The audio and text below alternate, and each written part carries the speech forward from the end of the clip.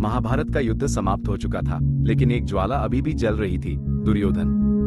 क्या आप जानते हैं कि आखिरी जीवित कौरव दुर्योधन पांडवों के खिलाफ अकेले खड़ा था, जो अपनी अंतिम सांस तक अभिमान और प्रतिशोध से चिपका रहा?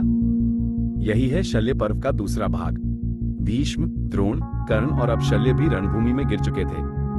चारों ओर केवल लाशें और टूटे रथ ही बचे थे। लेकिन घायल, क्रोधित और जलते हुए दुर्योधन ने हार नहीं मानी।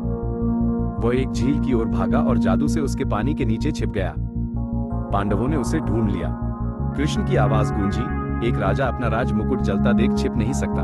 उजागर होने पर दुर्योधन उठा, हाथ में गदा और आंखों में आग लिए। उसने पांडवों को अंतिम द्वंद्व युद्ध के लिए ललकारा। केवल भीम आगे बढ़े। ये द्वंद्व युद्ध धरती पर गर्जना की तरह था।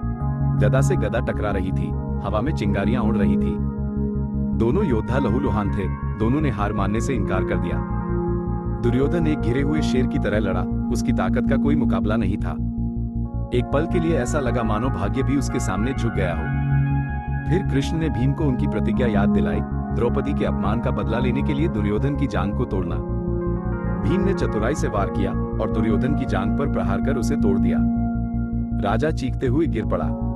गदा युद्ध के नियम तोड़े गए, लेकिन युद्ध के नियम तो बहुत पहले ही टूट चुके थे। क्या आप जानते हैं कि वह राजकुमार जिसने एक साम्राज्य का सपना देखा था, धूल में तड़पते हुए मरा? उसका शरीर टूट गया था, लेकिन उसका अभिमान नहीं। क्या आप जानते हैं कि कौरवों की अंतिम पुकार विजय में नहीं, बल्कि दर्द में थी?